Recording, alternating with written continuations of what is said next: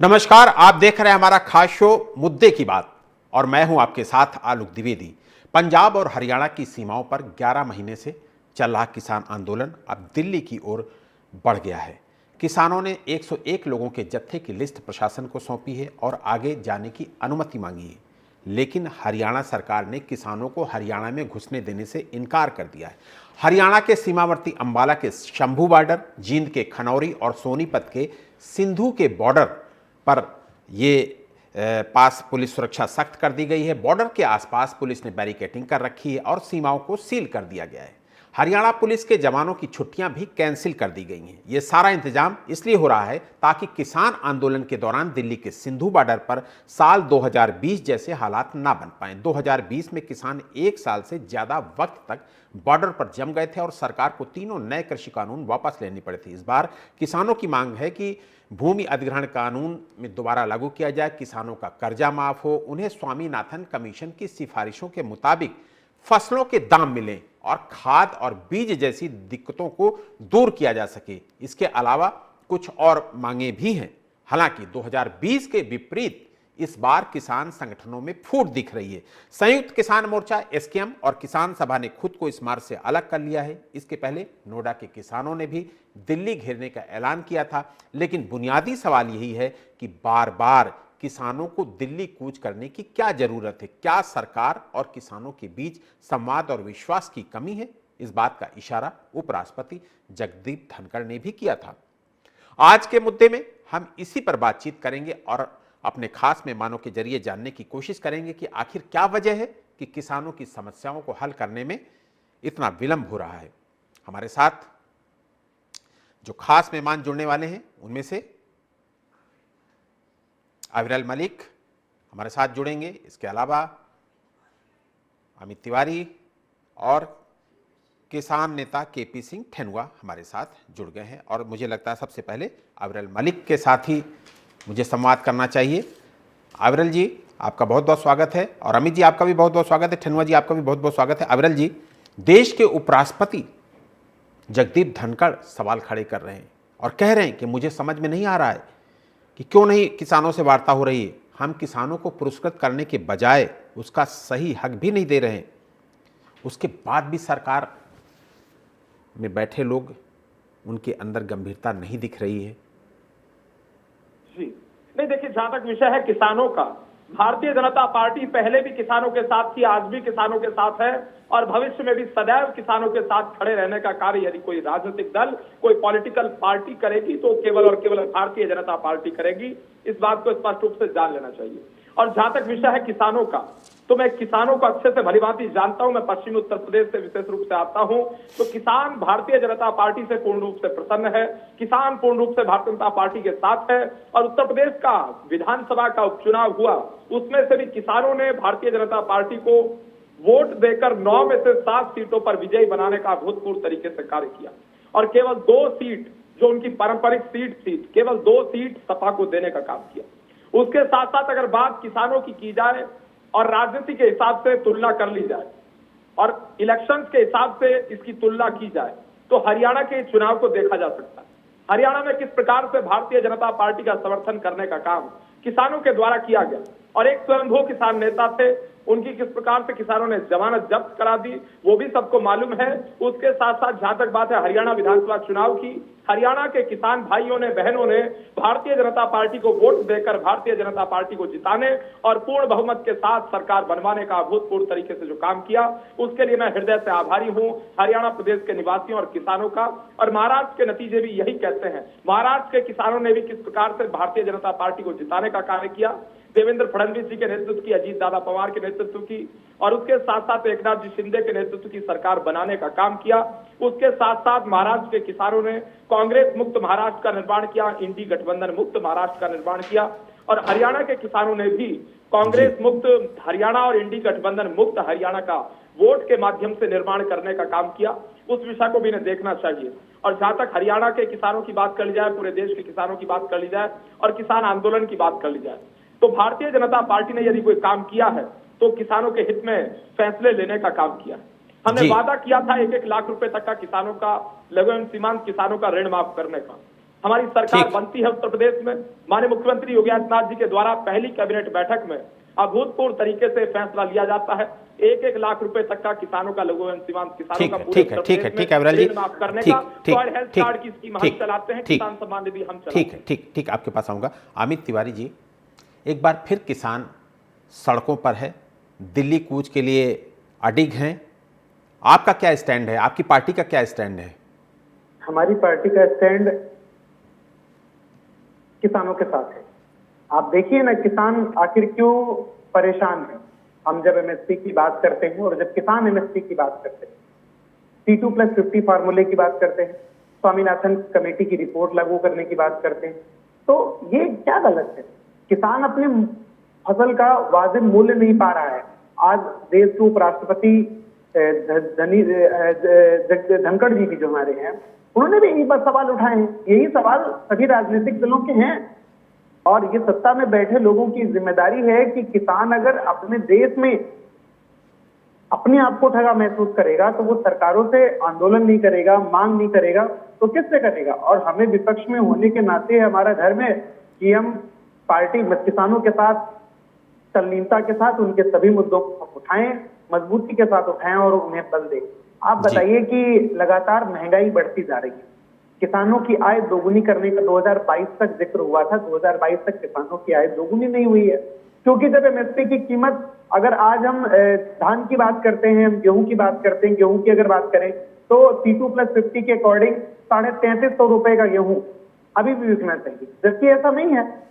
गन्ने का रेट देख लीजिए आप, तो जो पैदा करता है, जो अन्नदाता है, उसको अपनी कीमतों के मुनासिब रेट नहीं मिलेंगे तो वो कैसे सरवाइव करेगा, वो कैसे भरण पोषण करेगा? उनके भी बच्चे हैं, वो सब हम सभी किसान परिवार से याद, हम देखते हैं कि कितने स्ट्रगल है इस जीवन में। तो कांग्रेस पार्टी पूर्ण रूप से किसानों के साथ है और हम इस बात को भी मानते हैं कि सरकार क्यों रोकना चाहती है, आखिर वो संवाद क्यों नहीं कर रही है? सरकार को चाहिए कि जिम्मेदारी के साथ जो वादे किए गए थे, एमएसपी की कमेटी बनी थी और एमएसपी की कमेटी जब बन चुकी है तो उस पर वार्तालाप हो और वो फाइनल कंक्लूजन तक निकले।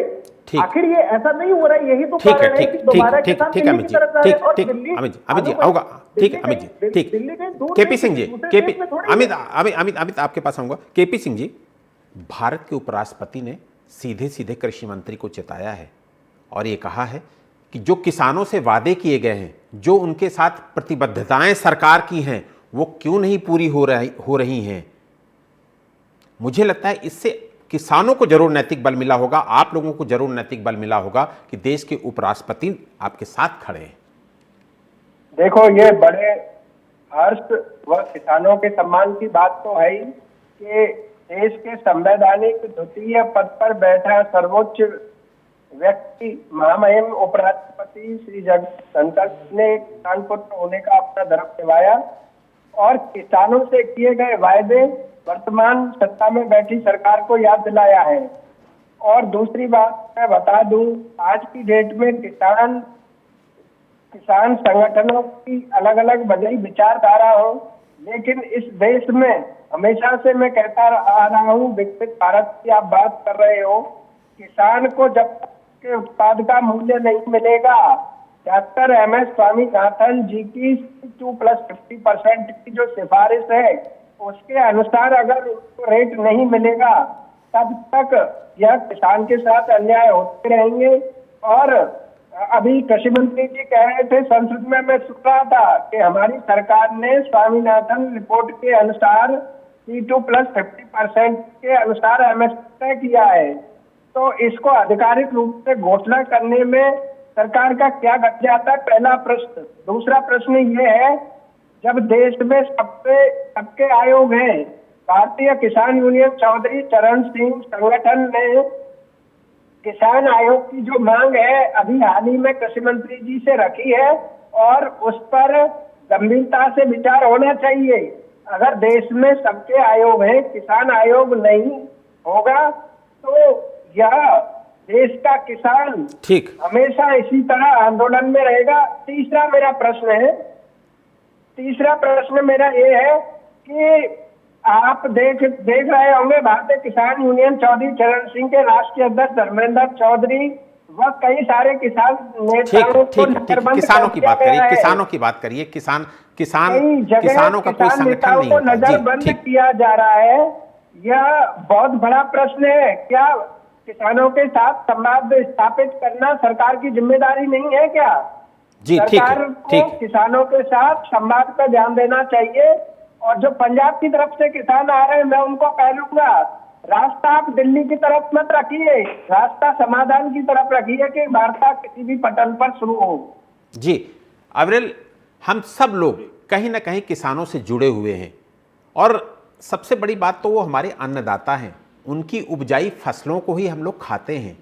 मुझे लगता है कि कहीं ना कहीं एक भाव रहना चाहिए और जो उपराष्ट्रपति जी ने कहा भी है कि हमारा जो उनके प्रति प्रतिबद्धताएं हैं उन पर विशेष रूप से ध्यान रखना चाहिए। जब किसानों की समस्याओं को नज़रअंदाज किया जाता है तो उनको लगता है ना कि हम दिल्ली चले, वहीं हमारी समस्या का हल होगा, और हमेशा यही होता है, दिल्ली की तरफ वो कूच कर जाते हैं। मुझे लगता है कि इस पर बहुत गंभीरता दिखाई जानी चाहिए और जो वाइस प्रेसिडेंट साहब ने कहा है ना, उस पर निश्चित रूप से सरकार को काम करना चाहिए। अविरल जी नहीं, देखिए अमित तिवारी जी बोल रहे थे, अपना भाषण दे रहे थे, भारतीय जनता पार्टी के ऊपर आरोप लगाने का कार्य कर रहे थे, योगी जी से लेकर मोदी जी तक ये आरोप लगा रहे थे, हमारी सरकार के ऊपर आरोप लगा रहे थे। तो इन्हें बता देना चाहिए, भैया 60 साल तक आपकी सरकार रही, इस देश में 60 साल तक आपने राज किया और उसके बाद भी आप किसानों के विषय पर भाषण दे रहे हैं। इंदिरा जी ने बात की थी गरीबी हटाने की, इंदिरा जी भी गरीबी हटाती रही, राजीव जी भी गरीबी हटाते रहे, मनमोहन सिंह जी भी गरीबी हटाते रहे, सोनिया जी भी गरीबी हटाती रही, राहुल बाबा भी गरीबी हटाने की बात करते हैं, प्रियंका जी भी गरीबी हटाने की बात करती हैं। तो कौन सी गरीबी की आप बात करते हैं? कौन से किसानों की आप बात करते हैं? 60 साल तक आप राज कर रहे थे, 60 साल तक आप जिम्मेदारी से कहो ना, अगर हिम्मत है, तुम्हारे क्षमता है, तो 2 साल पहले जो कमेटी बनाई थी वो अभी तक कहाँ है? भारतीय जनता पार्टी की हिम्मत, बोलो ना, इस मुद्दे पे बात करो, सिर्फ इस मुद्दे पे बात करो, सिर्फ इस मुद्दे पे बात करो। मैं चुनौती देता हूं अब्दुल मलिक को कि अगर उनके मुंह में दही जमना चाहता हो, एमएसपी के मुद्दे पर, बुंदेलखंड की सरकार पर, प्रधानमंत्री पर, तब बोलो ना, इतनी सुरक्षा किसानों के लिए लगा रहे हो। 2004 से 2014 के मध्य में जब यूपीए लैंड गवर्नमेंट इस देश में मौजूद थी, मनमोहन सिंह की सरकार इस देश में मौजूद थी, तब आपको कुछ याद नहीं आया, केवल अपना हित आपको याद आता रहा। गृह मंत्री हैं, कृषि मंत्री हैं, सवाल उनसे नहीं पूछा जाएगा तो किससे पूछा जाएगा? आपको कोई लेना देना, कोई वास्ता बोलो ना, विकास से क्या, तुमको कैसे लेने देना है? बीजेपी को विकास से कौन सा लेना देना है? किसानों की बात दोगुनी हुई है, बोलो ना, किसानों के हितैषी थे, रहेंगे, घोषणा पत्र झूठा बनाते हो, घोषणा पत्र झूठा बनाते हो, घोषणा पत्र झूठा बनाते हो। 2022 तक तुम्हारे घोषणा पत्र में था भारतीय जनता पार्टी के आय दोगुनी होगी, हमने चलाई भाई बोलो ना, अरे बोलो, आय दोगुनी हुई, आय दोगुनी हुई, भ्रष्टाचार तुमने किया, भ्रष्टाचार तुमने किया, जमीन तुमने हड़पी, अडानी को गोदाम तुमने दिए, सब कुछ दिए, सब कुछ दिए, अडानी को जमीनें तुमने दी, गोदाम तुमने दिए, सब कुछ दिए, भाजपा ने सब कुछ दिया है। इस बात को आप मानेंगे? अडानी अंबानी, अडानी अंबानी, अडानी अंबानी की बात माला करते हैं, इस तेलंगाना की बात कर लीजिए, भूपेश बघेल ठीक है, ठीक ठीक ठीक पहुंचाते रहे, ठीक है, ठीक ठीक। अविरल और अमित, ठीक है। केपी सिंह जी, 4 दिन पहले हम लोग जब चर्चा कर रहे थे, पश्चिमी उत्तर प्रदेश का किसान आंदोलित था, वो भी दिल्ली जाने की जिद कर रहे थे। आज पंजाब और हरियाणा के किसान आंदोलित है, वो दिल्ली जाने की जिद कर रहे हैं। किसानों को ऐसा क्यों लगता है कि दिल्ली जाने से उनकी समस्याओं का हल होगा? देखिए, यहाँ पर 2 अलग अलग बातें उन्हें समझना पड़ेगा। ये जो अभी हाल ही में किसान का मुद्दा उठा है, वो नोएडा के किसानों ने जो दिल्ली मार्च के लिए अभी कूच किया था, उसमें उनके स्थानीय मुद्दे थे जो 10 साल से अथॉरिटियों द्वारा जो वायदे किए गए थे वो पूरे नहीं हुए, और वह किसान शांतिपूर्ण तरीके से अथॉरिटी के सामने बैठे हुए थे। और हुआ यह कि उन किसानों की कुछ सुनी नहीं गई, तब वो दिल्ली की तरफ मजबूर हुए। उनका उद्देश्य ये जो पंजाब की तरफ से जो प्रोटेस्ट चालू हुआ है, उनसे कोई उनका लेना देना नहीं था। आज का जो दिल्ली कूच का पंजाब का ऐलान है, मैं ये कहूँगा कि सबसे ज्यादा एमएसपी पंजाब और हरियाणा के किसान को मिलता है, उत्तर प्रदेश के किसान को उससे कम एमएसपी मिलता है। लेकिन आप यह बिल्कुल धारणा मत पालिए कि किसानों की समस्याओं रखिए, वार्ता करिए, लेकिन दिल्ली कूच, दिल्ली को घेरना, ये मेरी विचारधारा के खिलाफ है। और मैं नहीं चाहता कि कोई भी देश का किसान चाहेगा कि वहां के लाल किले वाली चाहे घटना रही हो या कोई भी, जब पार्लियामेंट सेशन चल रहा है उस समय कोई कानूनन या कोई अड़चने देश की संसद चलने में आए, इस पर किसान नेताओं को विचार करने की जरूरत है। रही सरकार से मांग की बात, मांग रखने के लिए सिर्फ एक टेबल चाहिए और जो अपना जो कृषि मंत्री जी को स्वयं, मैं सुन रहा था ये नायब सैनी जी ने बोला कि हम हरियाणा में प्रवेश नहीं करने देंगे, हमारे किसानों को एमएसपी मिल रहा है। यह गलत बात है किसानों का, क्योंकि अगर राज्य के हिसाब से रोड तय होगा, मैं तो ये कह रहा हूँ शिवराज सिंह चौहान जी को चंडीगढ़ जाके उनसे बात कर लेनी चाहिए, जिससे कि उन्हें दिल्ली आने की कोई आवश्यकता ही न पड़े। ठीक है। अमित भाई, किसान अपनी जो 12-13 मांगों को लेकर आंदोलन कर रहे हैं, दिल्ली मार्च, दिल्ली कूच की जो बात कर रहे हैं, इसमें तमाम सारी चीज़ें हैं, एमएसपी गारंटी, मुआवजा, पेंशन, स्वामीनाथन आयोग रिपोर्ट, बहुत इंपॉर्टेंट है स्वामीनाथन आयोग रिपोर्ट, और ये एक लंबे समय से इसकी डिमांड की जा रही है। किसानों की तमाम मांग आपके शासनकाल में भी रही हैं, तमाम सारी मांगे रही, लेकिन जब आप लोग सत्ता में थे तब आपने भी किसानों के साथ बेपरवाही की है, इस बात को स्वीकार करना पड़ेगा। नहीं, देखिए आलोक भाई, हम सरकार में थे, हमने भूमि अधिग्रहण पर बिल दिया, और देखिए ना आज नोएडा के किसान जो दिल्ली की तरफ जा रहे थे और जो अपनी मांगों को लेकर कुछ दिन पहले बैठे थे, उसका दुरुपयोग किस प्रकार से इस सत्ता ने किया। हम इस बात को बताना चाहते हैं कि अगर संवाद के रास्ते खुलते आलोक भाई, आपने सबने देखा है कि जब किसान आंदोलन खत्म हुआ था तो अवतारी पुरुष माइक पर आए थे, जो देश के प्रधानमंत्री हैं वर्तमान में, वो सीधे ईश्वर से कनेक्ट करते हैं अपने आप को, और उन्होंने कहा था भाइयों बहनों मैं वापस लेता हूं तीनों कानून, और उसके बाद हमने एक कमेटी बना दी है। बताओ 2 साल की कमेटी हो गई है और उस पर कुछ भी अमल नहीं हुआ है। अगर 2 साल, 2.5 साल तो कितना जीवन होता है कि 2 साल में 4 फसलें कटती है आलोक भाई, 2 साल में 4 फसलें कटती है, 2 साल में 4 फसलें कटती हैं, और 4 फसलें कटने के बाद भी अगर उनको अपने दामों के मुनासिब दाम नहीं मिलेंगे तो वही रेड टेपिज्म हो गया ना, लाल पीठाशाही हो गई कि फाइल इधर से उधर, इधर से उधर, क्योंकि संवाद कहीं है ही नहीं। हम तो इस बात को बताना चाहते हैं कि किसानों की जायज मांगे हैं, C2+50 का फार्मूला हो, चाहे स्वामीनाथन आयोग की कमेटी की रिपोर्ट हो, चाहे उनके और भी जो इश्यूज हैं, किसान आयोग का गठन है, क्योंकि देश में जितने भी वर्ग हैं उन सबके अपने आयोग हैं, तो किसान आयोग को बनाने में सरकार को कोई आपत्ति नहीं होगी। तो अगर सरकार कुछ कारपोरेट घरानों से छुट्टी पा जाए, चंद कारपोरेट घरानों से, तो इनकी बातें भी सुननी चाहिए, और हमको लगता है अगर सरकार सुनेगी तो सदन में भी सार्थक परिचर्चा का माहौल बनेगा, और इस माहौल के जरिए देश का अन्नदाता समृद्ध होगा, उसका बच्चा भी पढ़ पाएगा, उसकी पारिवारिक स्थिति भी सही होगी। हम लोग इस बात से मानते हैं। देखिए अमित जी, यहां आप फंस गए।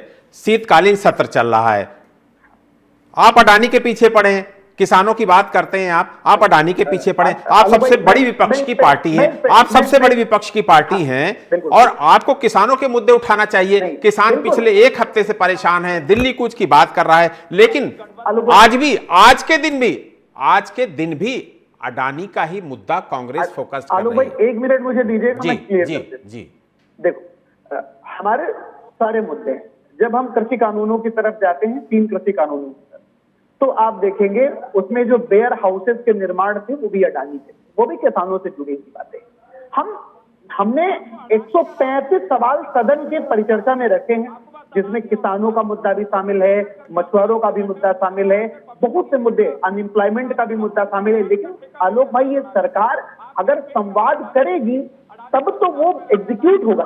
सदन चलने नहीं देते। जब कभी जवाब देने का नंबर आता है तो ये सदन को खत्म करवा देते हैं, एडजर्न करा देते हैं, आगे बढ़वा देते हैं, स्थगित करा देते हैं। तो ये आरोप तो बीजेपी का आप पर भी है। आप धरना देने का कार्यक्रम चालू करेंगे क्या? आलोक भाई, आप जंतर मंतर समझ रहे हैं सदन को, आप एमएसपी पे सवाल पूछे, आपको जवाब देना चाहिए। अरे भाई, मैंने पूछा, भाई आलोक भाई, मैंने पूछा, हमने कहा एमएसपी नहीं लागू हुई 2 साल के बाद, आपकी कमेटी ऐसे, तो आपको जवाब, अरे आपको जवाब के बीच में क्या सुनिए ना, आप राज्यसभा में जवाब दो तब भी किसानों तक बातें जाएंगी, आप लोकसभा में जवाब दो तब भी जाएंगी, सवाल तो बाहर बोलेगा तब भी जाएंगी। अरे अडानी अगर दुनिया में कोई सबसे बेहतरीन, सबसे महत्वपूर्ण, सबसे आवश्यक, सबसे जरूरी आपके लिए कोई मुद्दा बचा है तो अडानी और अंबानी केवल दो मुद्दे आपको दुनिया भर में दिख रहे हैं। वो लिए बैठे हैं ना, वो लिए बैठे हैं बैकडोर से, इसलिए दिक्कत हो रही है। लग रहा है कि छाती क्या लिए बैठे हैं? तेलंगाना की आपकी सरकार ने गठबंधन कर लिया अडानी के साथ। आपके तेलंगाना के मुख्यमंत्री ने एमओयू साइन कर लिया। पाठ हमें पढ़ा रहे हो, ज्ञान हमें बेच रहे हो फ्री का। आलोक भाई, अडानी और अंबानी का जैसे ही नाम लो, भारतीय जनता पार्टी के शीर्ष नेतृत्व के छाती पे सांप रेंगता है। लग रहा है कि वो 10 लेगा सांप, 10 तो लेगा ही। जब मीठा मीठा खाओगे बैठ करके तो जहरीला बनेगा ना। अब जब विपक्ष की जिम्मेदारी के साथ सवाल उठा रहा तो छाती पर सांप लौटने लगते हैं। अरे इतना क्यों बिलबिला उठते हो भाई? अडानी और अंबानी से क्या रिश्ता है तुम्हारा? हम तो यही कहते हैं। आपका क्या रिश्ता है? अभी बताते हैं। क्यों? तेलंगाना की सरकार ने किसान कर्ज माफी किया है, तेलंगाना की सरकार ने रोजगार भी दिए हैं। तेलंगाना की सरकार कौन सा रोजगार की आप बात कर रहे हैं? कोई रोजगार नहीं दिया। 46,000 अभी 46,000 झूठ बोल रहे हो। पढ़ लिख कर क्या हो? बिना पढ़े लिखे बेटा आ जाते हो। ठीक कितनी गरीबी बढ़ी है बताइए मनमोहन सिंह सरकार में। फैक्ट चेक करो। अभी सुन लीजिए ना, रोजगार नियुक्ति पत्र मिला है इसी सरकार में, जो नई सरकार बनी है। अगर ना पता हो तो मैं आपको गूगल भेज दूं। आप अभी विषयों को समझ नहीं रहे। मैं भेज दूं। मुद्दों पे बात अभी आप करना नहीं चाह रहे। फैक्ट पे बोलो ना, फैक्ट बोलो ना। झूठ हम फैक्ट ही बता रहे हैं। एमओयू साइन आपने क्यों किया? तेलंगाना की सरकार ने क्यों एमओयू साइन किया अडानी के साथ? और एमओयू साइन का तो अडानी अंबानी क्यों चिल्ला रहे हो? आपको ईवीएम पे भरोसा नहीं है, इलेक्शन कमीशन पे आपको भरोसा नहीं है, आपके क्या लगते हैं? ईडी पे आपको भरोसा नहीं है, सीबीआई पे आपको भरोसा नहीं है, सुप्रीम कोर्ट पे आपको भरोसा नहीं है, हाई कोर्ट पे आपको भरोसा नहीं है, जिला अदालतों पे आपको भरोसा नहीं है। संबल मामले में जिला अदालत के फैसले पे आपको किसानों पे, दोनों लोग किसानों पे रहे। अब किसान नेता का भी एक ले लेते हैं वक्त। अब केपी सिंह जी, बताइए। केपी सिंह जी, आज जो किसानों का जो प्लान है उसमें से 101 किसानों का जत्था दिल्ली की ओर रवाना होगा। और अभी हम उनके चित्र देख रहे थे, उनको नमक दिया जा रहा है। नमक क्यों दिया जा रहा है आपको पता ही होगा कि आंसू गैस छोड़ी जाएगी तो नमक का इस्तेमाल करेंगे तो आंसू गैस से बच जाएंगे। तो क्या यह माना जाए कि पुलिस से टकराव की सोच के साथ किसान आगे बढ़ रहे हैं, दिल्ली की तरफ कूच कर रहे हैं? देखो, ये जो पंजाब की तरफ से आज जो जत्था रवाना हो रहा है उसका मैं बिल्कुल भी समर्थन इसलिए नहीं करता कि पहले भी अगर हम टकराव की मंशा से दिल्ली आ रहे हैं तो यह बहुत गलत है। वार्ता की मंशा से हमें काम करना चाहिए। दूसरी बात यह है कि इनके जो मुद्दे हैं वो अनडिफाइंड हैं। वेस्ट यूपी का भी किसान है, हरियाणा का भी किसान है, आपका मध्य प्रदेश का भी किसान है, बिहार का भी किसान है, उधर दक्षिण भारत का भी किसान है। लेकिन ये जो पुलिस प्रशासन से भिड़ने की मंशा है और कुछ बीच में इन लोगों के बीच नारे भी लगते रहे हैं, यह गलत है। ठीक है। केपी सिंह जी, वक्त कम है, थोड़ा सबको अविरल हर वर्ष कोई ना कोई किसानों का आंदोलन शुरू हो जाता है और लंबा खिंचता चला जाता है। हम लोगों ने कई आंदोलन देखे, ये आंदोलन भी पिछले 10-11 महीनों से चल रहा है। किसानों की समस्याओं का कब अंत होगा, कब सुनी जाएंगे, कब उनको हल किया जाएगा? वाइस प्रेसिडेंट साहब चिंता व्यक्त कर रहे हैं। निश्चित रूप से ये बड़ा सवाल खड़ा हो रहा है देश के लिए। नहीं, देखिए, किसानों की समस्याओं को लेकर सरकार स्वयं चिंतित रहती है और समस्याओं का समाधान तत्काल प्रभाव से करती है और किसानों के साथ भारतीय जनता पार्टी पूर्ण रूप से है। और मैं जानना चाहूंगा, अमित जी से ये बात कर रहे थे 2014 के बाद की, इन्हें 2004 से 14 के बीच कुछ याद ही नहीं आता है। असल में इनकी याददाश्त चली गई 4 से 14 के बीच की। इन्होंने अपने जीवन में से वो पन्ना फाड़कर फेंक दिया अपने जीवन की पुस्तक में से। 4 से 14 के बीच का ये याद ही नहीं रखना चाहते हैं 4 से 14 के कालखंड को, क्योंकि इतना बुरा कालखंड था। इसलिए अमित जी चर्चा नहीं करते 4 से 14 के बीच में मुख्यमंत्री रहे थे, एमएसपी कमेटी के अध्यक्ष रहे थे, भूल जाते मारा गया। याददाश्त भूल जाते हैं। भगवान के पास चली गई है, परमात्मा के पास। नहीं, सुन लीजिए ना, बीच में परमात्मा के पास चली गई होगी ना। वो 4 से 14 के बीच में ही तो एमएसपी कमेटी के प्रधानमंत्री के अध्यक्ष रहे थे ना, वो याददाश्त चली गई होगी परमात्मा के पास। जनगणना की बात करते हैं। अरे बताओ ना, इंदिरा जी के जमाने में कहा जाता था आप बताओ, इंदिरा जी 4 से 14 के बाद, 4 से 14 के बाद में, 4 से 14 के बाद में, 4 से 14 के बाद की मेमोरी गायब हो गई क्या? आप तो मेमोरी गायब हो गई। पे नहीं चलते। क्या अरे किसानों की आप बात 4 करेंगे? से 14 के बीच की मेमोरी गायब अरे हो गई। आप तो अपने नहीं ठीक ठीक नहीं आप बची अपने लोगों की मेमोरी। विचारधारा नहीं मानते हैं, वो आप 4 इंदिरा जी की से- विचारधारा नहीं मानते हैं, आप तो राजीव जी की विचारधारा पे नहीं किसानों चलते के हैं। में किसकी बात आप कर रहे हैं? 2022 तक आय दोगुनी करने का मैनिफेस्टो में वादा किया था, दोगुनी नहीं, कर हमने देते। किसानों के हक में फैसले लिए हैं। अरे बताओ ना, किसान सभा हमने चलाई है, आय दोगुनी हुई, किसान सभा निधि हमने चलाई है, किसानों ने हमें वोट देके 500 जिताने रुपए का काम महीना। किया, आपको वोट के किसान कह माध्यम रहा से है, मुंहतोड़ जवाब दिया। किसान हर कह रहा चुनाव है, में किसान आपको किसान मुंहतोड़ कह जवाब रहा दे है रहा है, 500 चुनाव रुपए में दे रहा महीना, है, 500 रुपए चुनाव महीना, होते हैं, हर चुनाव में 500 मुंहतोड़ रुपए जवाब महीना, किसान आपको देता है। 500 रुपए महीना, 500 फिर आप रुपए महीना, बेशर्मी के साथ सामने आते हैं और 500 किसानों का रुपए में अपमान कितनी करने का काम बेशर्मी करते के हैं। साथ, कितनी निर्लज्जई के साथ, कितनी वाहियाती के साथ ये शब्द बोलने लगते हो। 500 रुपए महीना, किसान का भला होगा 500 रुपए में। अपने घोषणा किसानों पत्र ने का बताओ आपको क्या हो। वोट के माध्यम से मुंहतोड़ जवाब दे बताओ ना, दिया। अब बताओ ना भाई, हरियाणा से भी गायब बताओ ना कर भाई, दिया, बताओ ना, महाराष्ट्र से भी कितनी गायब कर बेशर्मी दिया, से बोलते हो, यूपी कितना से भी गायब कितनी कर बेशर्मी दिया, के साथ डिफेंड कर लोकसभा लेते हो, चुनाव में कितनी भी बेशर्मी गायब के कर साथ दिया, डिफेंड कर लेते हो। मध्य प्रदेश से बताओ समाप्त ना, कर दिया, ठीक उत्तर है, प्रदेश से समाप्त कितनी कर दिया, ठीक है, ठीक है, समाप्त कर दिया, ठीक है, ठीक है पश्चिम बंगाल से समाप्त कर दिया, दिल्ली अमित से समाप्त कर दिया। अमित और अविरल, ठीक है, वक्त हमें इतने की इजाज़त देता है। आप तीनों का बहुत बहुत शुक्रिया करूंगा, अविरल, अमित और केपी सिंह जी, आपका तीनों का बहुत बहुत शुक्रिया करूंगा। किसान भारत की रीढ़ है और खेती भारत की आत्मा। आज़ादी के बाद से हर सेक्टर की हालत सुधरी है और सरकार भी इन सब के लिए कुछ ना कुछ कोशिश करती रहती है, लेकिन हरित क्रांति और श्वेत क्रांति की बात छोड़ दें तो किसानों पर किसी सरकार ने ध्यान नहीं दिया, जिससे खेती घाटे का सौदा बनती जा रही है। इसी कारण किसानों के मन में गुस्सा है। हो सकता है कि उनकी मांग सरकार को कुछ ज्यादा लगे, लेकिन अगर ईमानदार मंशा से किसानों से संवाद किया जाएगा तो समस्या का हल जरूर हो सकता है, क्योंकि किसान खुशहाल होगा तो देश भी खुशहाल हो जाएगा। बहरहाल इस चर्चा में यहीं तक, मुझे दीजिए इजाजत और आप देखते रहिए देश और दुनिया की बड़ी खबरों के लिए TV 27 न्यूज। नमस्कार।